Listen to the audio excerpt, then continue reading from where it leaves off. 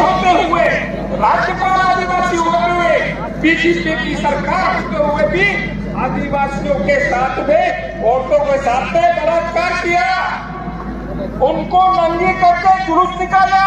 कितनी शर्मनाक बात है। ये हम पूरे देश के आदिवासियों की नहीं, पूरे देश के लोगों की नहीं। मुझे खून की नहीं दिया जाए, लेकिन आपकी आवाज बन के हम लोग आगे तक की लड़ाई लड़ेंगे, इसलिए आपको घबराना नहीं है।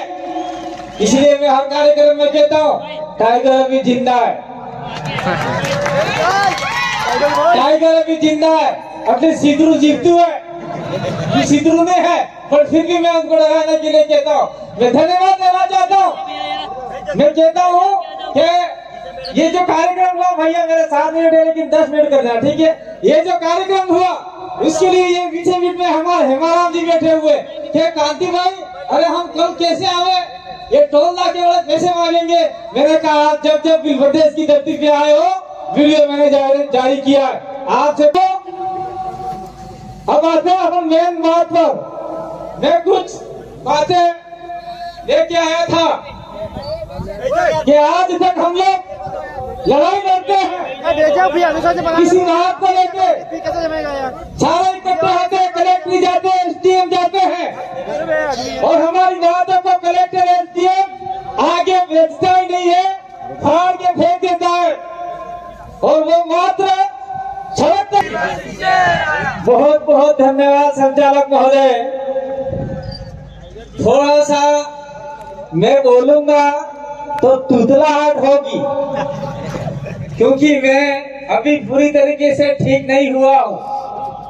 तो तुतलाहट था तमें जानते थे कि अशोक गहलोत बोले, ये कांति भाई आदिवासी बोल रहा है, और हमारे एक नेता डुंगरपुर के भी तुतलाहट बोलते, वो भी मत समझता ये नेता है लंबा चौड़ाई। तो कांग्रेस बीजेपी ने क्या सोचा था, पंचायती राज चुनाव के अंदर और थावर चंद के डामर के चुनाव के अंदर कि कांति भाई आदिवासी और ये टीम लौट के नहीं आएगी, ऐसा गलत। जब तक आपको तोड़ेंगे नहीं तब तक छोड़ेंगे नहीं। तोड़ना किसको पता है? कांग्रेस और बीजेपी को तोड़ना है, और जोड़ना किसको? जो लोग कांग्रेस और बीजेपी में जा रहे हैं, अपने घर को तोड़ रहे हैं, उनको अपने साथ में जोड़ना है। क्या आप लोग जोड़ने का काम करोगे? बहुत बहुत धन्यवाद। एक दूसरी बात और कहना चाहता हूँ, मैं सभी जगह कहता हूँ, दुश्मन लोग काटते किरियारों में कहते थे एक तो जातू नहीं क्यों, मेरे भाई के लिए जगदीश के लिए बोलते थे एक तो जातू नहीं क्यों, मैं एक ठहाका करे ऐसा बोलते थे। लेकिन मैं आपकी दुआओं का, आपने भी दुआ की कांति भाई जिंदा रहना चाहिए, प्रदेश के लिए, हमारे लिए, हमारी आवाज के लिए जिंदा रहना चाहिए। तो आपने दुआ की, मैं आपका नमन करना चाहता हूँ। मैं जिंदा हूँ और आपके अंतिम कतरे के लिए लड़ाई लड़ूंगा, चाहे मुझे मौत भी आ जाए, थोड़ी सी गोलियों से मुझे खून की नहीं दिया जाए, लेकिन आपकी आवाज बन के हम लोग आगे तक की लड़ाई लड़ेंगे, इसलिए आपको घबराना नहीं है। इसलिए मैं हर कार्यक्रम में कहता हूँ, टाइगर अभी जिंदा है, टाइगर अभी जिंदा है। अपने सिद्धरू जीतू है, सिद्धरू में है, पर फिर भी मैं उनको डराने के लिए कहता हूँ। मैं धन्यवाद देना चाहता हूँ। मैं कहता हूँ कि ये जो कार्यक्रम हुआ, भैया मेरे 7 मिनट है लेकिन 10 मिनट करना, ठीक है। ये जो कार्यक्रम हुआ उसके लिए ये पीछे बीच में हमारे हेमाराम जी बैठे हुए क्या कांति भाई, अरे हम कल कैसे आवे, ये टोल नाके वाले कैसे मांगेंगे। मैंने कहा जब जब प्रदेश की धरती पे आए हो, वीडियो मैंने जारी किया है आपसे गिरे जाती है। इसीलिए हमें भारत आदिवासी पार्टी के मार्फत से, भारत आदिवासी पार्टी के मार्फत से राजस्थान में जिस प्रकार से हमने 2 विधायक भेजे, उसी प्रकार से गुजरात में 27 विधायकों में से 10-15 विधायक भेजते होंगे। गुजरात में 27 विधायक अपने लिए रिजर्व है आदिवासियों के लिए, 27 विधायक में से 10 तो कम से कम भेजते होंगे। मध्य प्रदेश में ऊपर लोग बैठे हुए 46 विधायक रिजर्व है आदिवासियों के लिए। वो जो गए हैं वो सारे गुलाम है, अपने लिए कोई नहीं बोलता। राजस्थान में 28 विधायक रिजर्व है, जिसमें मात्र 2 विधायक बोले आदिवासियों के लिए, बाकी सब बोले बोबड़े हैं और गुलाम विधायक है। इसलिए हमें भारत आदिवासी पार्टी से अधिकतम विधायक भोपाल में भेजने होंगे, जयपुर में भेजने होंगे और आपके गांधीनगर भेजने होंगे। इसलिए भारत आदिवासी पार्टी को हम लोग लेके आए हैं। दूसरा है जल जंगल जमीन और खनिज तमार गेर मोरे कागरा बाटा है ता बाटा तो मेरा खुद ने नहीं किया। वो सफेद पत्थरों का मार्बल बनता है, टाइल्स से बनती है, वो करोड़ रुपये में जाता है, तब जाना कागरा बाटा होना काम नो। वो सफेद पत्थर बहुत कीमती है, इस पत्थर को बचाना है। और इस पत्थर से आग का उत्पन्न पहली बार हुआ था, इसलिए सफेद पत्थर को अपन पूजा पद्धति में भी लेते। इसलिए खनिज को भी हमको बचाना है। खनिज नहीं बचाओगे तो बहुत बड़ा नुकसान हो जाएगा। और बिल प्रदेश की लड़ाई न तो कांग्रेस लड़ी है, न बीजेपी लड़ी है, न कोई आने वाली पार्टी लड़ेगी, हम ही लड़ेंगे। और आने वाले समय में 2023 के बाद में 24 में भी हमारा परचम दिल्ली तक लहराएगा। और हम लोग बिल प्रदेश की लड़ाई के लिए कंधे से कंधा मिलाकर भारत आदिवासी पार्टी भी बिल प्रदेश के लिए काम करेगी। तो आप सभी लोग बिल प्रदेश का साथ देंगे। साथ कैसे देंगे? भारत आदिवासी पार्टी को मजबूत करेंगे तो ही आगे बढ़ पाएंगे। राजस्थान की राजनीति में 2023 की लड़ाई में 27 सीटों में से हम लोग उधर मीणा वाली छोड़ दें, क्योंकि कुछ हमारे मीणा भाई भी बैठे हुए, क्योंकि कुछ मीणा लोग हैं मीर भगवान को मानते हैं। मैं आप लोग नाराज मत होना। मीर भगवान किसका अवतार है? कोई मीणा हमको बताए? मीर भगवान 10वां अवतार माना गया है हिंदू धर्म के अनुसार। तो आप तो धर्म में डूबे हुए हो, आदिवासी को बचाने का काम नहीं कर रहे हो। तो उस इलाके में मुझे नहीं लगता कि धीरे धीरे हम लोग आगे बढ़ेंगे, क्योंकि ऐसे वक्ता हमारे साथ में डॉक्टर जितेंद्र मीणा जैसे और मेहर जैसे लोग हमारे साथ में आए हुए हैं। तो ये लोग वहां पर भी अलग जगाएंगे। और 8 सीटें हैं, उन 8 सीटों में हम लोग 23 के बाद में परचम लहराएंगे। ये बात हम लोग कहना चाहते हैं। तो अगर मान लीजिए 17 में से हम लोग कुछ सीटें और भी है तो फरमावित होती है 25 सीटें, 25 में से हम लोग लड़ाते हैं, 15-16 सीट जीत जाते हैं। तो मुख्यमंत्री तो छोड़ दीजिए, लेकिन मुख्यमंत्री कौन बनेगा वो डिसाइड करने का पावर आदिवासियों के हाथ में होगा। ये हाथ में रहना चाहते नहीं चाहते आप लोग। अशोक गहलोत बनेगा, अशोक गहलोत उठ बैठ, ये ताकत आपके पास में होगी। वसुंधरा राजे आ गई तो वसुंधरा राजे उठ जा बैठ जा, उठ जा बैठ जा, या मत आना, ये पावर आपके हाथ में होगी।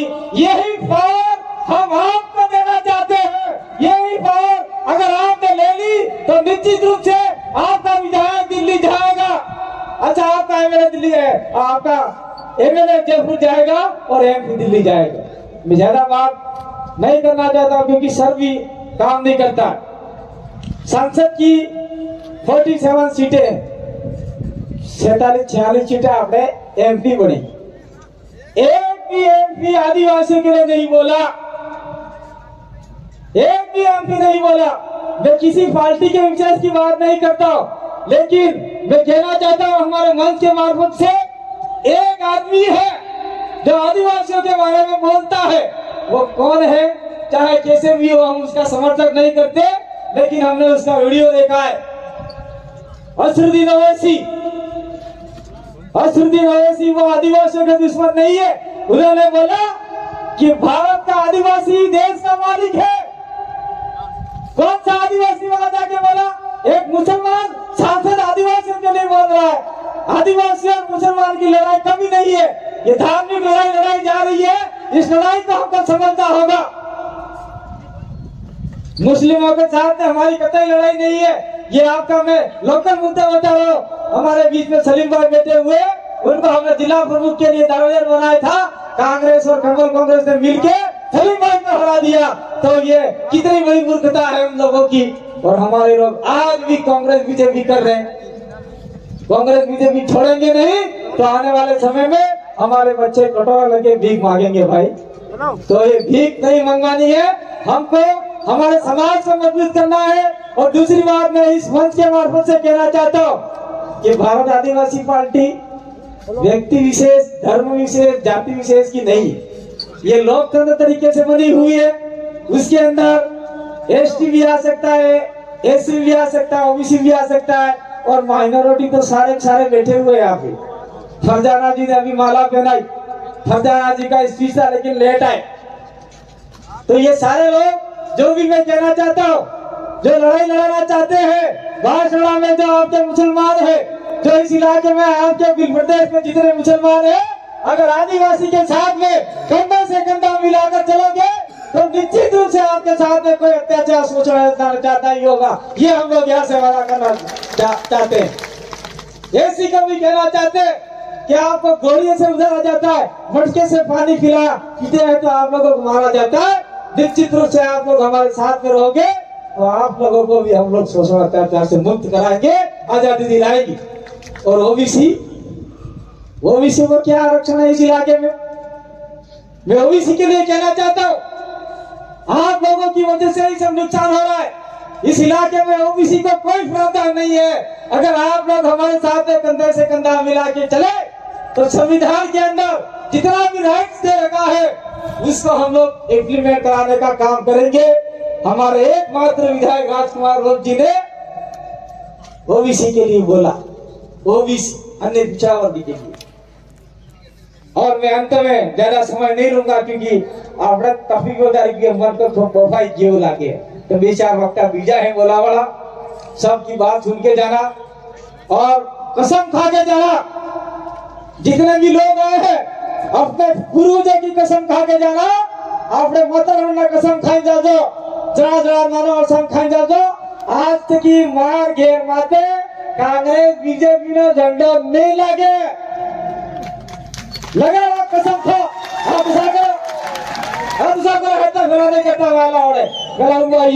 कांग्रेस बीजेपी का झंडा नहीं होना चाहिए।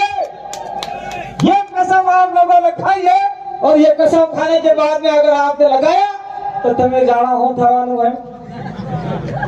और मैं कहना चाहता हूँ, मैं सभी जगह प्रचार में आया नहीं आया क्योंकि चुनाव बहुत नजदीक आ गए हैं। सभी जगह प्रचार में आए नहीं आए, मैं कहना चाहता हूँ पहली बात तो कांग्रेस बीजेपी को अपने गांव में घुसते ही मत दो, और घुस जाते हैं तो दो जेब में झंडे रखा करो, एक कांग्रेस का बीजेपी का। बीजेपी में यार बोलना हम बीजेपी ना भाई लाभ हरुम लाभ पैसा खाई कर भाई जो वोट डाला लगे वैसे कांग्रेस वाला फिर झंडा खरीद के आने लाभ भाई वो कांग्रेस का लाभ है तो ये आना पैसा उनके पैसे नहीं है, वो पैसे आपके विकास के पैसे है। लेकिन ऐसा भी नहीं करना है, लेकिन कर सकते हो आपकी मर्जी हम लोग बांधने वाले नहीं है। तो आपने हमारी बात को सुना, मैं आपके बीच में प्रकृति की दुआ से आपकी प्रार्थना से आपके बीच में जिंदा वापस लौट के आया। इसीलिए एक बार पूरा आपको दो हाथ जोड़कर नमन करता हो, धरती माँ को नमन करता हो, आपको नमन करता हो। आपकी ताकत थी जो मुझे मौत के मुंह से बाहर निकाल के लाई, और इस मौत के मुंह से बाहर निकाल के लाई तो निश्चित रूप से मैं आपके लिए लड़ूंगा, आपके लिए मरूंगा, लेकिन पीछे नहीं हटूंगा। बहुत बहुत धन्यवाद। आभार, जोहार, धन्यवाद। जय आदिवासी, जय विद्यार्थी। कोई तो नहीं देगा, मैंने वीडियो जाहिर करके फेंक दिया। और मैं कहना चाहता हूँ जिस इलाके से आप लोग निकल के आए हो वहाँ पे एक भी रुपया नहीं लिया, ये ताकत है हमारी। मेरा बोला कि कोई लेटर नहीं निकलेगा, हमारी आवाज ही हमारा आदेश है, हमारा ऑर्डर है, तो हमारी आवाज को भी आदेश ऑर्डर मान लिया जाता है। साथियों अब आते हैं अपन मेन बात पर। मैं कुछ बातें लेके आया था कि आज तक हम लोग लड़ाई लड़ते हैं, किसी रात को